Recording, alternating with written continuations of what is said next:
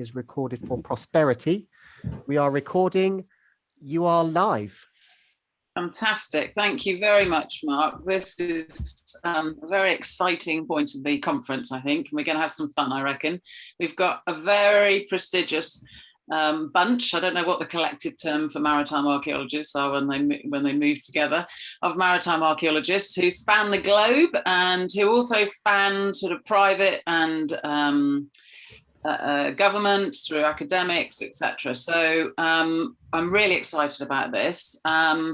And this is really, as Mark has said, to celebrate the 50th anniversary of IJNA. There's going to be a dedicated session to that tomorrow, but specifically looking more generally at maritime archaeology and how it's evolved and changed over the years. So before we move on to a series of knotty questions I've got lined up for the panel, I thought we'd start by some introductions and basically hand over to each of you and ask you to introduce yourself briefly and also to give some hint to each other and the audience as to what sort of sparked your initial interest in maritime archaeology, what project or particular site or event that drew you into this exciting world. So I'm going to go around in the order that I can see people on my screen, and I'm going to start with the man who's got up very, very early in the morning from Canada, Marc-Andre. Could you please introduce yourself?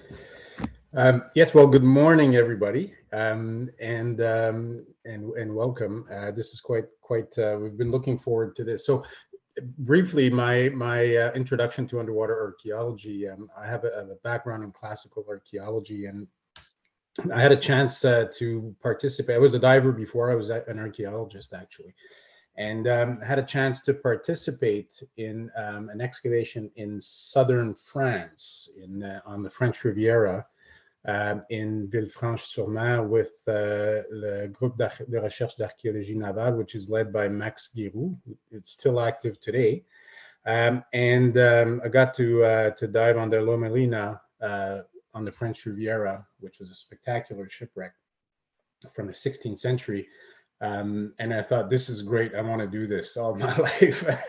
And so that got me hooked. But the project after that, I worked in northern France in December and January in a river where you couldn't see your front hand.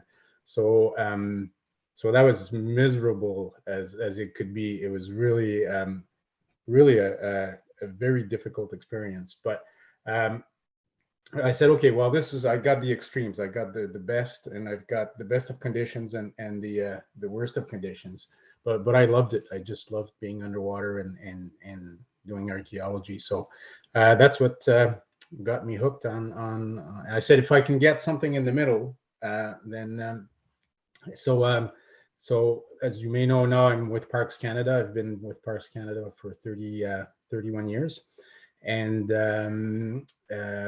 working on exciting projects, including the Erebus and Terror project in the Arctic right now. So that's, in a nutshell, is how I got started. Fantastic. Thank you. I think if you can survive that low vis or zero vis and still find the passion, then I think you're on the right track. So then I'm going to move on to Chris. Hi, Chris. Morning, or very early morning, I think, for you. Oh, no, it's quite sensible for us here. Thanks, Lucy, and thanks, Marc-Andre. Like Marc-Andre, I was a recreational diver before turning into what I am now, which I'm never quite sure what that is. But my first experience was basically on the Mary Rose, and I responded positively to a call for volunteers, and there's a bit of a backstory, but basically I jumped threw my dive gear in the back of my car, headed south. Remember being stopped by the police en route, which probably was a good sign to turn around, but I carried on, and arrived in Portsmouth to meet the Mary Rose diving team before it became the Trust. And again, there's lots of stories, meeting Adrian Barrett. For those of you who know Adrian, he's an incredible character. Little bit of instruction on how to use an airlift and tape measure and stuff like that, because I dived on wrecks, but I'd never done anything particularly serious. And there I find myself thrown in the water, in, again, poor visibility. I share that with Marc-Andre.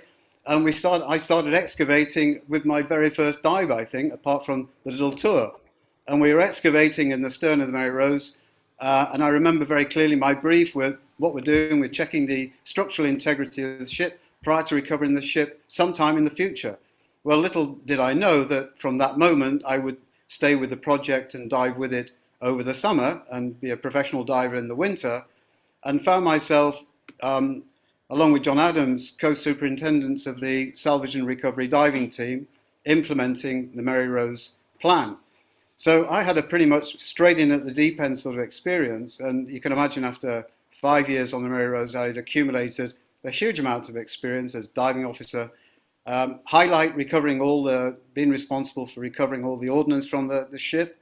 And I know that this is going to be a theme later, so in terms of impact on big projects. And since, I've been involved in NAS activities since 1986, and still am in some respects. And I think, without going into too much more detail, I'm now working in Argentina, essentially squaring the circle, having worked on HMS Swift for the first few years since I arrived here in 2005. Okay, thank you, Lucy. Thank you. No, as you say, in the deep end. So, Colin from up north in Scotland, I think you're next on my screen. You don't talk. Hello. Hello, everybody. I'm not very computer literate. So Doing fantastic. I've got an assistant very close by. Anyway, I got into this discipline by a strange route, like practically everyone else in the pioneering phase of the subject. I did terribly badly at school. I desperately wanted to be a jet fighter pilot. I failed the medical, had a brief career as a civilian flying instructor, but still hadn't really anywhere to go. So I joined the army, and I was duly posted to Cyprus. This was in 1960. So I was working, though I didn't know it, within not very many miles of George Bass over in the other side of the water in Turkey. Well, I learned to dive because it was such a wonderful place to do it. And I became terribly interested in all the antiquities, not just the underwater ones, but Cyprus's very wonderful, terrestrial archaeological background, but again, both from a very amateur point of view. I then came out of the army, still interested in diving and keeping it up, and interested in archaeology, but again, from a very, very amateur level. The two came together because I became a freelance photojournalist, and I was specializing in articles with a historical and archaeological background. And in the course of that, I got in touch with Dr. David Bellamy and his great kelp project in Britain. And then came the big moment, which was Sid Wignall's expedition to Southwest Ireland to look for a Spanish Armada wreck. And he was looking for volunteers. I became a volunteer. And on the first evening in the pub in Dingle, it turned out that I had a smattering of knowledge about archaeology as well as being able to dive. And this was in those days a rare combination, even at my amateur level.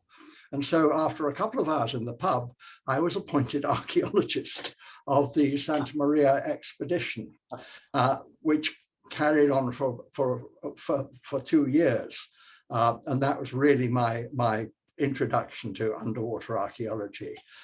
Fortunately, people like George Bass had by this time published, how to do it books. And so I was able avidly to read those and try to follow his precepts. Most of all, because I was also now becoming sort of involved in Scottish professional terrestrial archaeology, I absolutely accepted that what you did underwater was attempting to do the same as you did on land. And really things worked on from there. We did the work on the Santa Maria. We then went to look for the Grand Griffon, another Armada wreck, which produced the guns that the Santa Maria hadn't. And that then led to sort of ideas about the Armada, which were rather different from the ones put together by historians. So it all became very exciting. Hmm. And at that point, I was contacted through Joan Duprat Taylor by St Andrews University.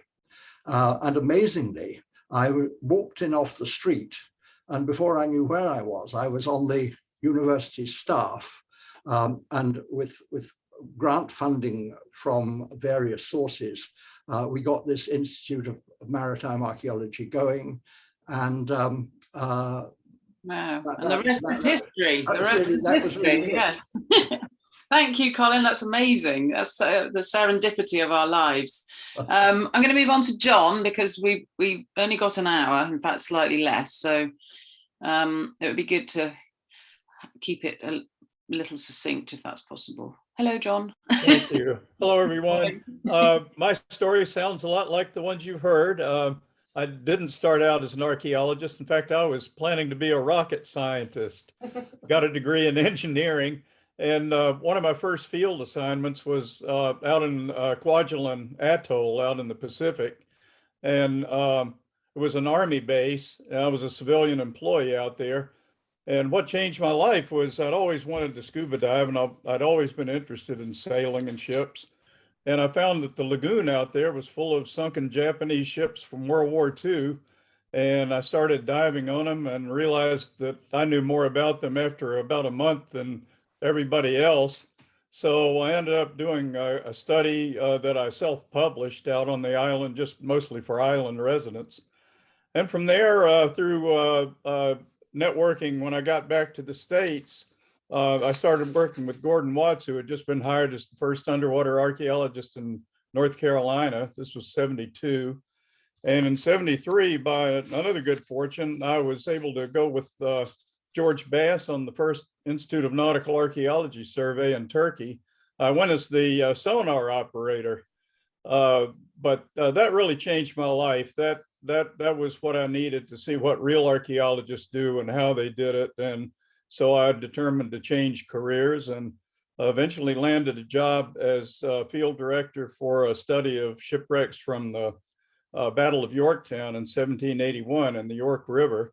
And I worked on that for about a decade and then went to work for the National Oceanic and Atmospheric Administration's sanctuary program, and was in charge of the monitor and was in charge of the recovery of the gun turret and other items from the monitor. So at this point, I should be retired, and I guess technically I am. Nobody pays me on a regular basis, but I still try to stay active in projects, and I'm constantly amazed at the changes that have taken place since we all kind of came through the hawse pipe back in the 60s and early 70s to this field.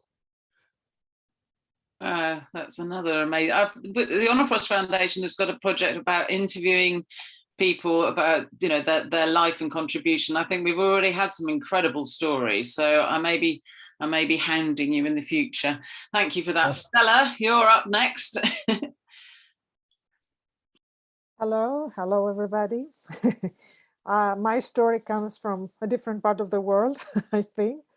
I am now teaching maritime archaeology at the University of Cyprus. I'm an associate professor there, and I'm also vice president of NAS, I have to say that.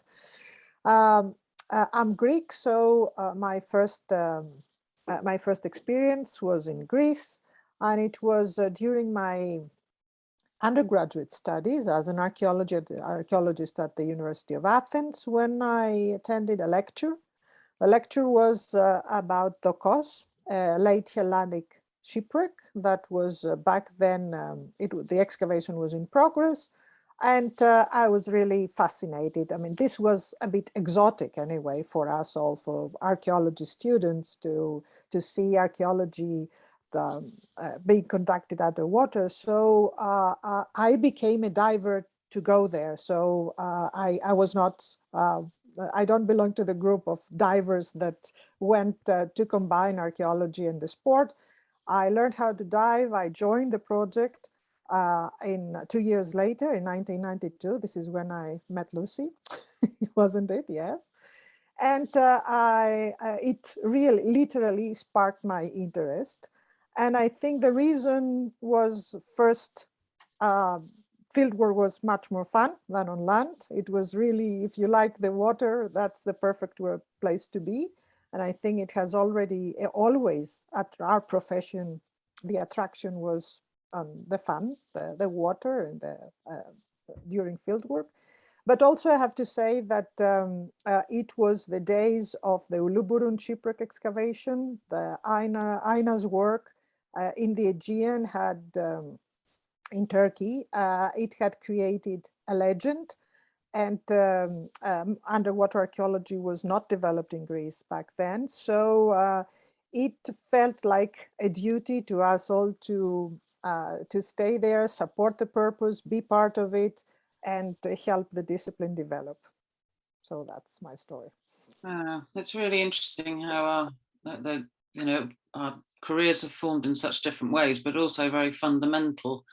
So, Bob, how did you get involved with all of this?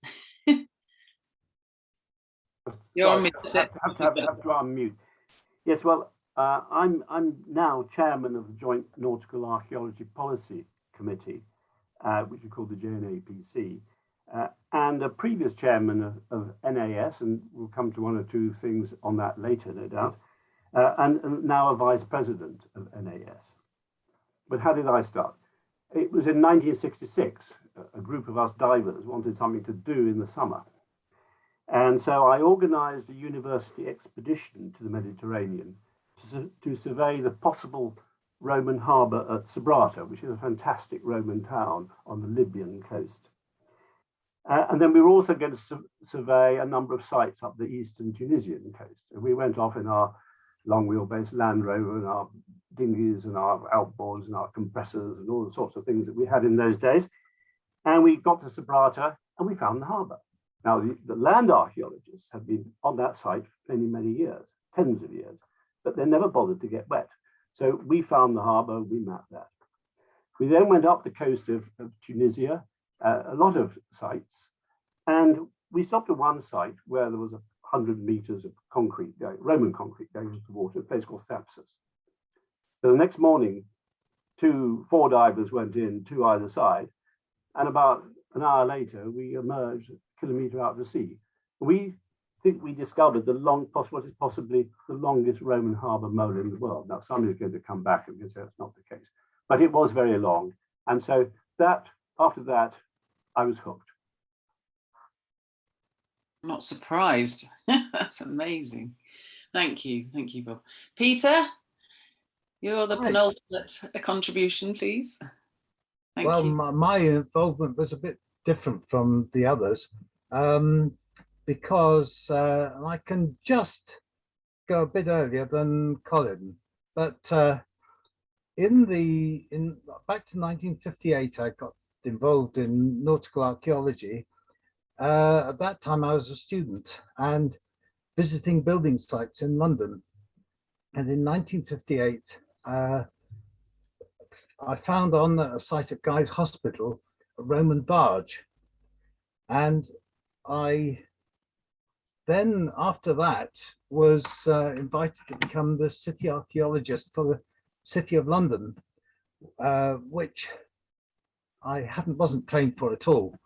Anyway, I requested the Roman barge should be protected as a scheduled monument, and was told by the government department that this was not possible because the barge was designed to move, so it had no more status in law than a pot.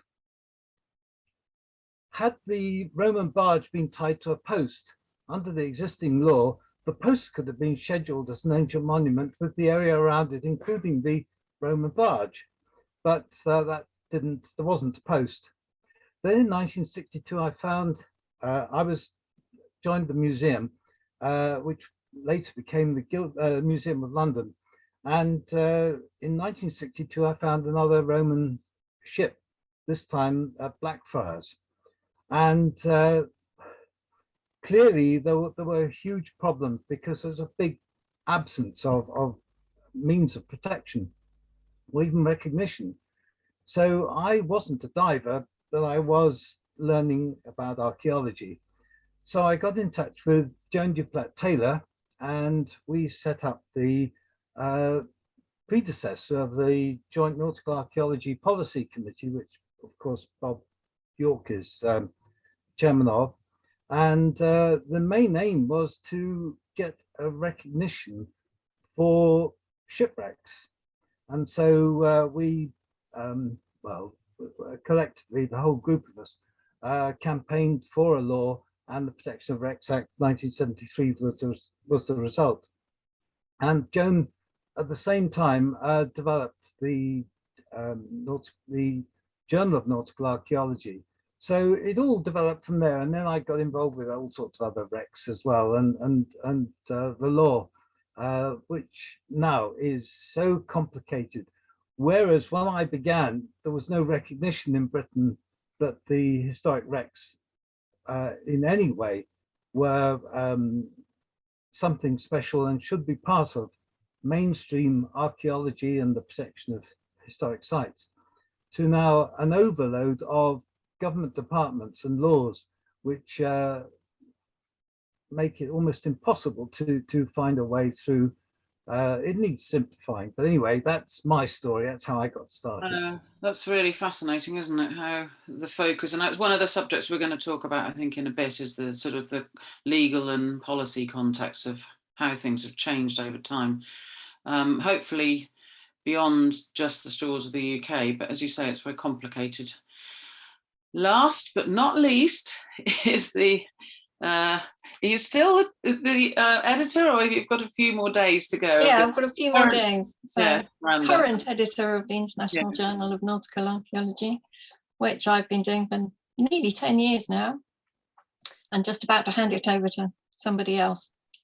So I guess the first site I knew anything about was the Mary Rose, because like everybody else, I saw it on the news coming up out of the water, and then managed to complete 2 archaeology degrees without anyone ever mentioning the word maritime. And despite digging in Lyon for several years, it was a couple of years before they found the boats at the Place Saint-Georges. So it was only when I applied for the job as editor that I really got my feet wet again. There you go. Thank you, Miranda. Thank you. And thank you all. That was so fascinating. And I think one of the things that comes out of this for me is the idea that things have changed from, the lack of recognition, the limited visibility of things maritime, to a much more, a much greater visibility of the sea and of ships and of maritime activities. But I think there are specific milestones or particular events that have occurred. They may be projects, they may be legal things that have really made a difference, positive and negative, I would suggest, to how things have changed with maritime archaeology over the last 50 years. And I'm sure you have some thoughts on that specific thing, that idea of sort of keystone events. Anybody got some views on that one? Maybe disagree with me. Bob, thank you. Well, I think somebody's got to kick off, I suppose. Well, when I was chairman of NAS, I became a founder member of this thing called the Joint Nautical Archaeology Policy Committee, JNAPC. And we launched Heritage at Sea in 1989 to draw the government's attention to the lack of protection and no policy towards submerged heritage assets. They weren't called that, they were called wrecks in those days. And because on land things were protected, but there was nothing underwater. And this is relevant to NAS because an immediate outcome of this was that the government offered funding for the first full-time training officer at NAS. And he is now, no longer that, he is now the much respected John Adams Professor at Southampton University. And of course, he was followed by, down the screen bottom right, Chris Underwood. But this provided the resource to develop the very successful international training for the society and and what you see today. So I think that was an important milestone. Yeah, I think that's really. I'll come back to you. I think that's really, particularly in light of what some of the other contributors have made. Colin and Peter mentioned the fact that they were sort of thrown. I think Chris as well. Had no prior experience, and suddenly they found themselves leading projects. And now we have, not just NAS training, but a much more structured approach to how you learn about maritime archaeology. Which is thankfully maybe, although we have some excellent examples of how you can learn on the job as well, I think. Peter, sorry. Well, I just have a funny little story that shows how complicated and involved so many government departments are. When I was involved with a Dutch East Indiaman in which bottles of wine were part of the cargo, she dated from 1748-49, and was wrecked at Hastings, and the tide is very low, one can see the wreck. But anyway, I was told when the bottles of wine were found that as soon as the bottles of wine came above high water mark, this was imported wine. So I had to queue up with the lorry drivers at Newhaven Port and have these bottles of wine imported. And of course, there was a import tax that had to be considered. These were not archaeological things. These were simply imported wine, and that still exists.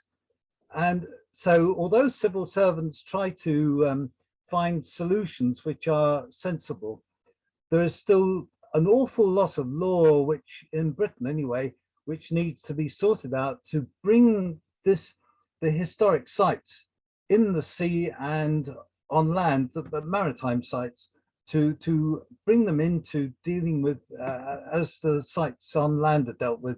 So that the whole thing, the archaeology, that should be seamless and not separated at high water mark. No, you're absolutely right. It's that sort of organic development of all the laws that we have in place in this country that make it so complicated. But that's a fascinating story. Mark, you have your hand up. Yes, I'll just maybe mention two landmarks quickly. One on the maybe international scene, and the other one on the more practical getting in the water aspect. The first one being in 1996, the IJNA charter, which was the Sofia, was signed in Sofia, which is basically now the annex of the convention.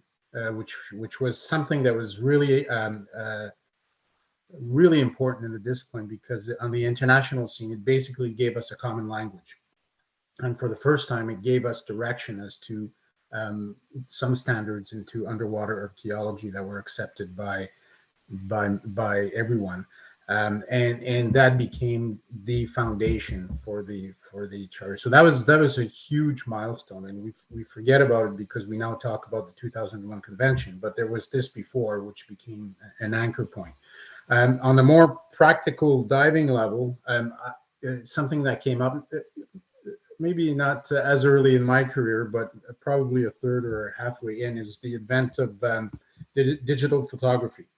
For me, there's a lot of, we can talk about a lot of technologies in this, but I think going to digital photography was really an important milestone. And you look at what it gave us today, which is all the photogrammetry, because that was something that people were looking for, was trying to stitch photographs together and trying to do how many experiments in photogrammetry and photo mosaics actually have we done.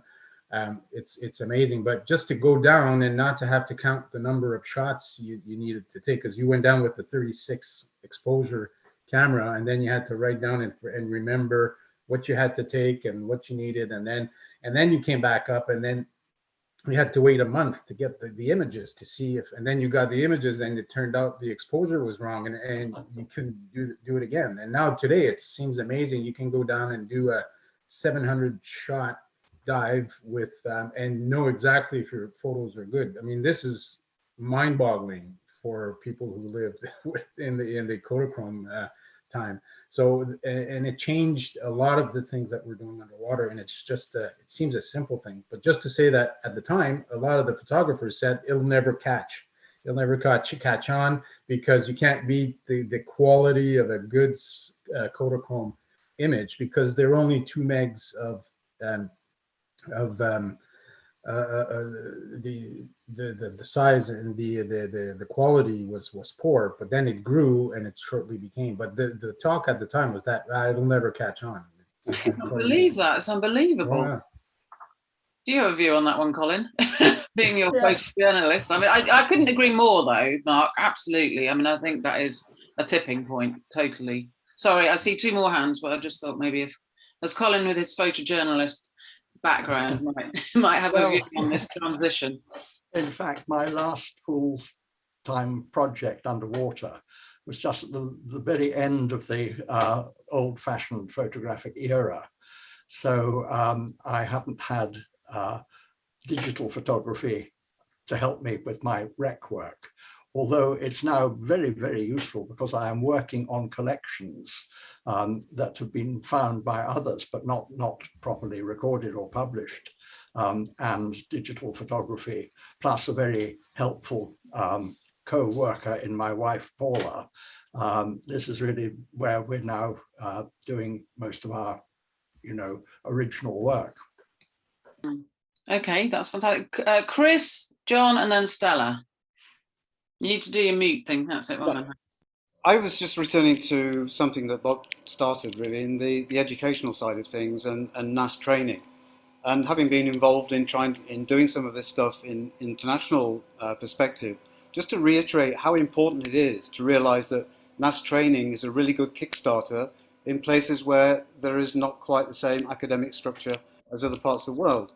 And I think perhaps later in the discussion, we can touch on the role of the, let's say, citizen scientists moving forward into a completely new era of inclusivity.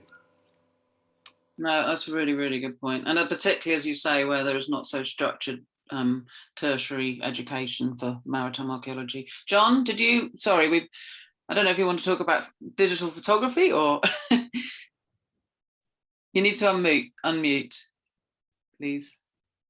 Thank you. I really wanted to kind of expand from digital photography to technology in general, because I think the one thing that we've seen that's been very dramatic is the remote sensing capabilities. Now we've gotten to the point now where we have not only the best equipment with sonars and magnetometers, but now we can integrate that to very precise positioning, and we have the software to process it all together.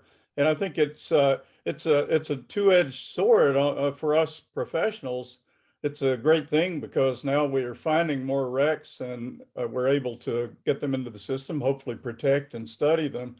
But it also allows people with maybe not such noble intentions to reach out and find wrecks as well.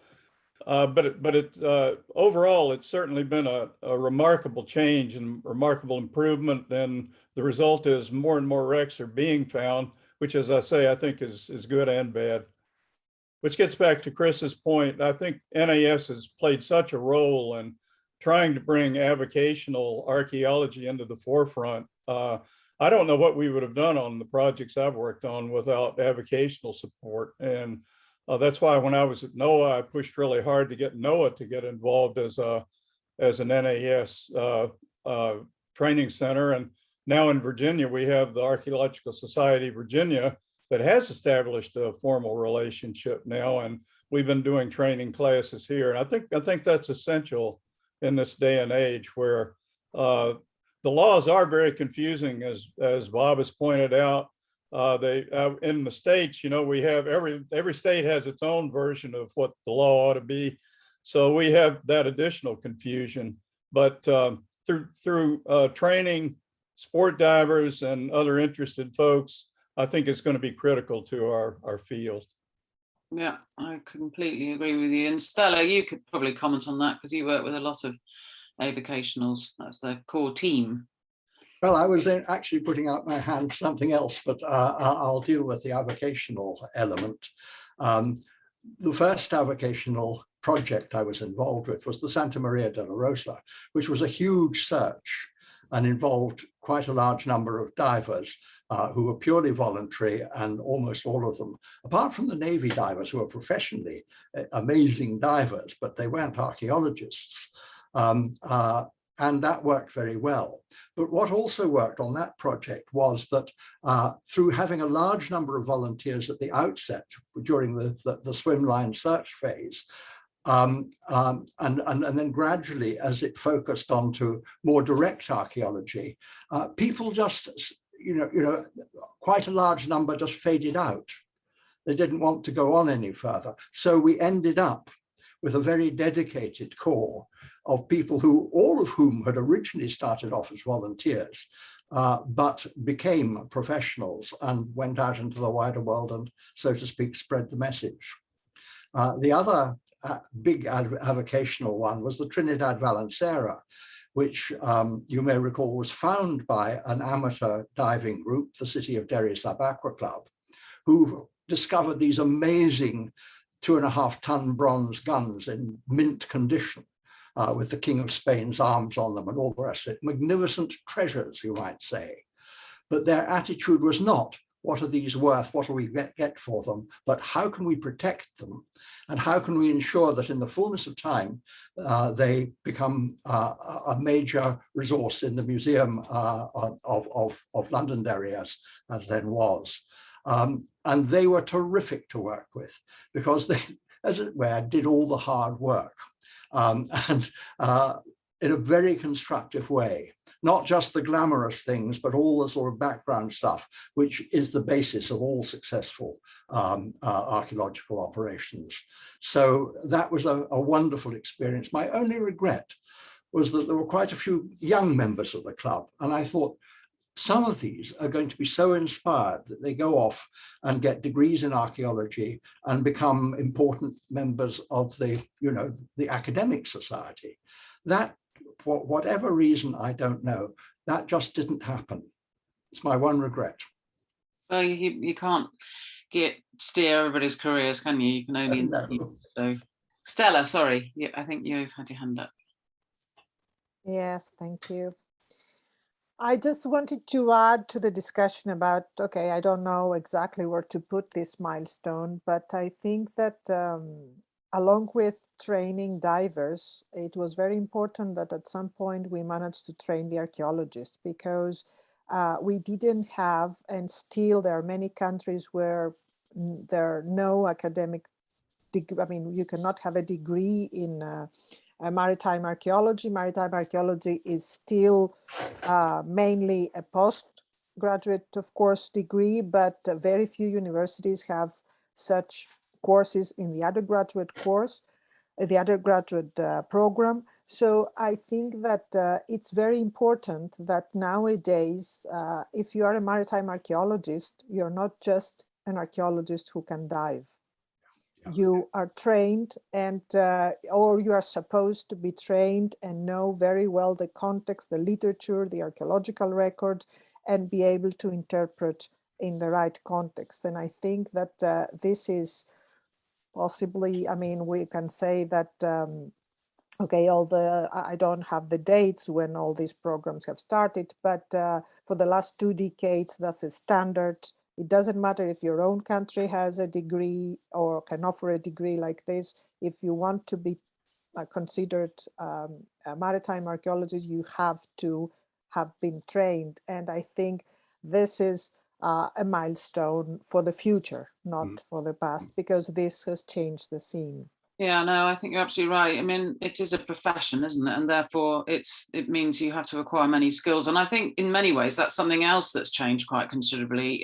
We were talking about marine geophysical survey, remote sensing, digital platforms, and we think of the breadth of different techniques that we bring to understanding, submerged landscapes and shipwrecks. So I think that's something else that's probably progressed quite a lot.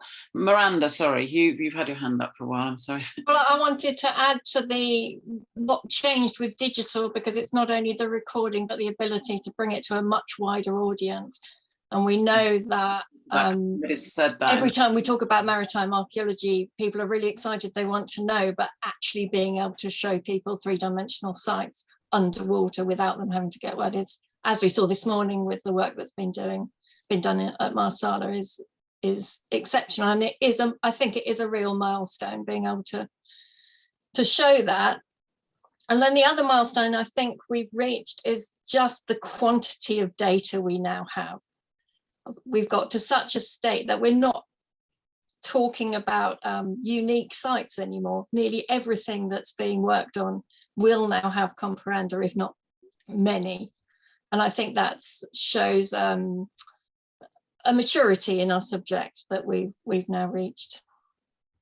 Yes, no, thank you. And you've simultaneously answered one of the questions from the Q&A as well. So thank you very much, Miranda, completely. I've been given and we've been given an extra quarter of an hour, but we have to finish at 1 o'clock. So we literally only have just over a quarter of an hour. So Chris, are you talking about milestones, or should we? Yes, a milestone.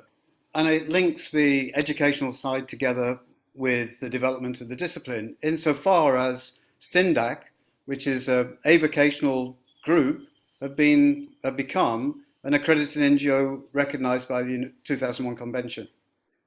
And that is a significant milestone and shows what's possible. And this team has been, in fact, they started with an NAS course, which I gave to them in Tulum in Mexico at least 10 years ago. They've been working with IJNA ever since as the technicians doing the deep cave exploration and diving on the Ojo Negro project. And that's all been recognized by IJNA. They continue to work with Mexico authorities and have been recognized for that work. And that's a tremendous achievement and perhaps inconceivable 10 years ago. Yeah, I think a lot of this is leading to this much broader visibility in terms of maritime archaeology and the very diverse role that we're beginning to play, particularly if we think of it in the context of the Ocean Decade. And so, you know, from all these different angles, the role of the avocational, education, legal context. I mean, do we think that that whilst there's more of an interest from the public, some of you have hinted also at the sort of government visibility. How do we feel that the legal context or policy has been addressed in order to support the visibility of underwater cultural heritage over the last 50 years? Peter has a view on that one. Yes, I just like to see the land archaeology and the protection of sites on land merged with what is happening in the sea and not treated as something different. Yes. After all, the ship is taking a cargo or people from one port to another, and it's what's happening in the ports and in the hinterland to the ports that is almost important. The ships are just simply vehicles. They could be wagons on land. So if this was all brought together under one heading and one authority, certainly in Britain, it would be enormously helpful. And it would also help with linking up with foreign government departments as well. Yeah, no, I mean, do our overseas colleagues have a view on somewhat more sort of holistic thinking around protection? Absolutely. Well, not so much about protection. I think that's another matter. I think the key factor is that calling ourselves maritime archaeologists or nautical archaeologists or underwater archaeologists is actually very misleading. We are or should be archaeologists. Yeah. This is a major part of the discipline.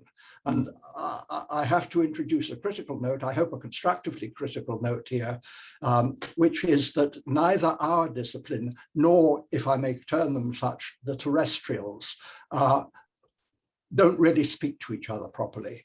I've got examples of this in things like typology, when we can get a wreck where we have an absolutely secure context of its date and when it was lost and all the rest of it.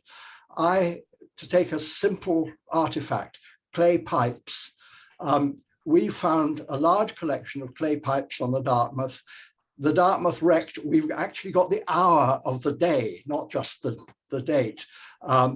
We've also got the fact that she was heavily rummaged. Everything was taken out of her, including her ballast, a couple of months before she was wrecked. So all the clay pipes were in use at that time, pretty well, definitely. It didn't agree with the established typology that the experts had created. And I just can't get round that.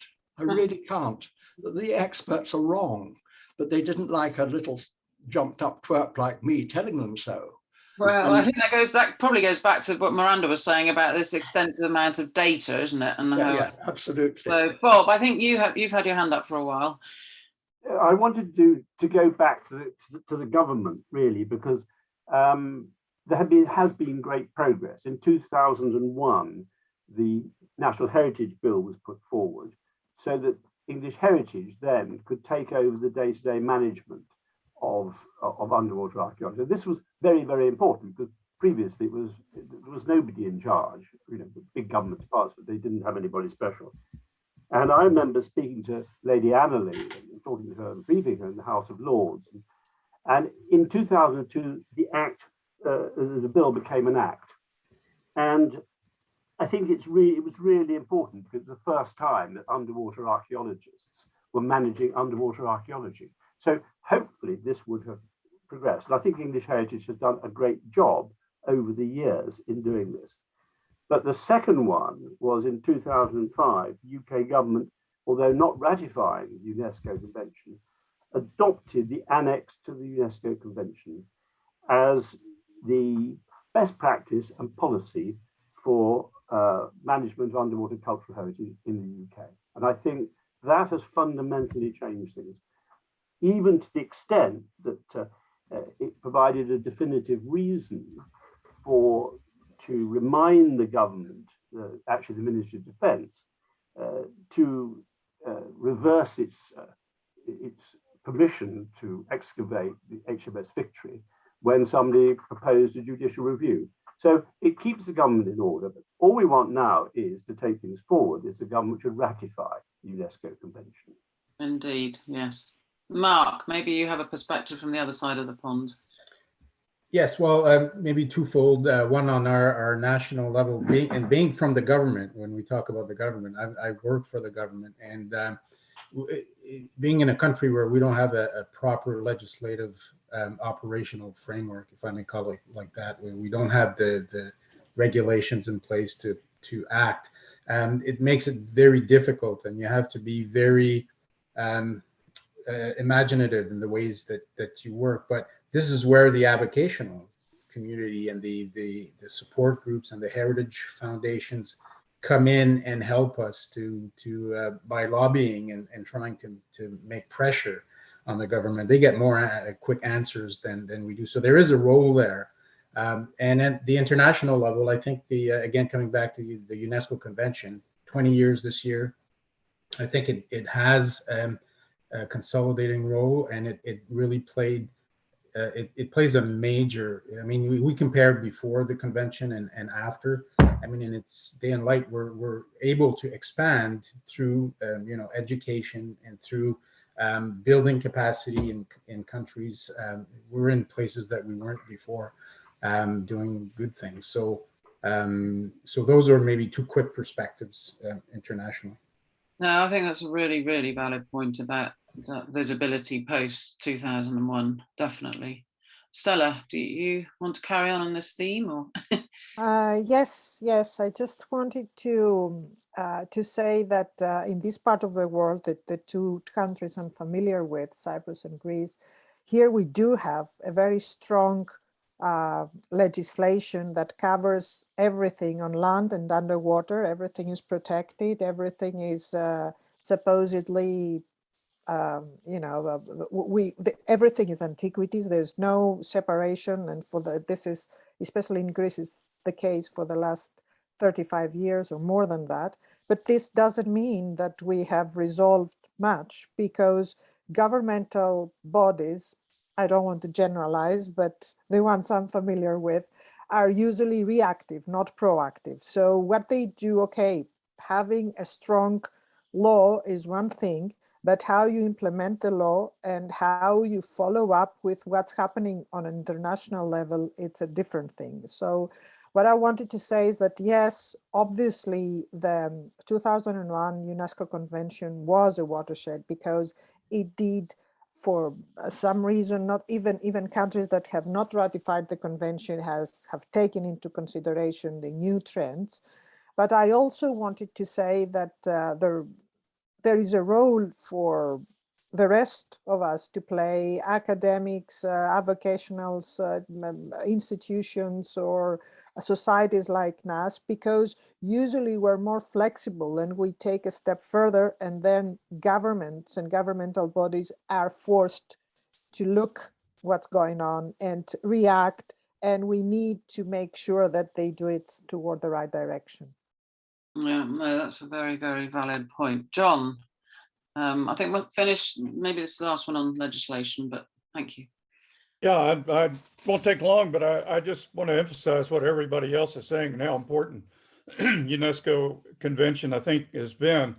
And in the States, I don't know that we'll ever ratify it, but a lot of our professional societies and even our governmental groups are starting to say, well, we don't have to ratify it to follow it. And so I think around the world, we're seeing people adopting the annex rules as best practice. And the other thing I think is worth mentioning is UNESCO has done such a wonderful job of actually promoting this. Some of their publications, if you go on their website, they now have regional guides, best practices, details on how to conduct surveys and excavations, and all the work that they're doing to get the word out and to actually provide something that people can download for free that will act as a detailed workbook, really, or almost an instructional manual. I think that's really going to help. Yeah, I think you're absolutely right. We have UNESCO to thank for some things.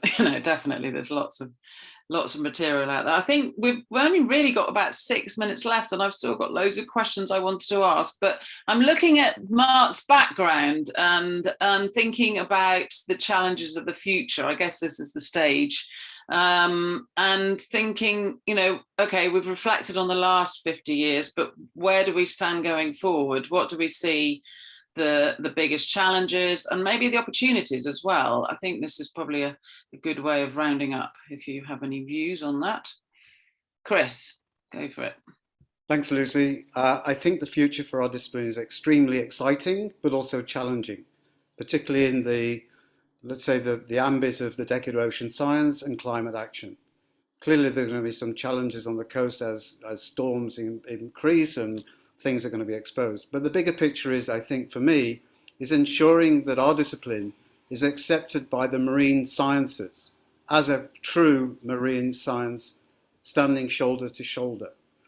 And I think we will also need to adapt ourselves to be more environmentally aware in the projects we do, to demonstrate that and to demonstrate the resilience and the positivity underwater cultural heritage can contribute to the mitigation and the sustainable development goals. I think we have a door that's wide open, thanks to the Ocean Decade Heritage Network, but we must push through. And I think, having talked with a few of our colleagues, changing the narrative, and it reflects what was said before, stop talking about us being underwater archaeologists. We are scientists and we are archaeologists. And that narrative has to be pressed home in the marine science environment. Otherwise, because you can imagine marine science is going to be very important moving forward, there's a huge amount of work, and it may surprise you that they consider themselves out of sight, out of mind as well. And that's quite shocking by comparison with that's something that we have said for decades. But they feel the same, and they're a much bigger pressure group, much bigger organization. We must raise our game. Must. Yeah, absolutely. And I do agree completely. There's an opportunity here, though, as well, but it's through dialogue, really, with a range of different stakeholders and the decade is really giving us a space for that. Mark, your hand is up. Yes, so quickly for us here, I think with the coming years is going to be related to climate change I would say action, but I would even more say reaction. We're working in the Canadian Arctic right now, and we're seeing it yearly. It is changing. It's not tomorrow. We're in that change, and we have to react to it. We have a very large coastline here, and we're losing sites that we don't even know exist. So it's basically reactive. So what we're trying to do here is if we were talking about, talking more to terrestrial archaeologists, we're actually trying to engage more the natural biology, ecology side of our organization and those type of colleagues, because we're pooling resources together to do many things, because we have to react all together. There's so many things to do. So I think that unfortunately, it's a good thing that the technology is where it is, because it allows us to do things quicker, but we have to be smarter about how we do and how we collaborate, because it's already hitting us big time.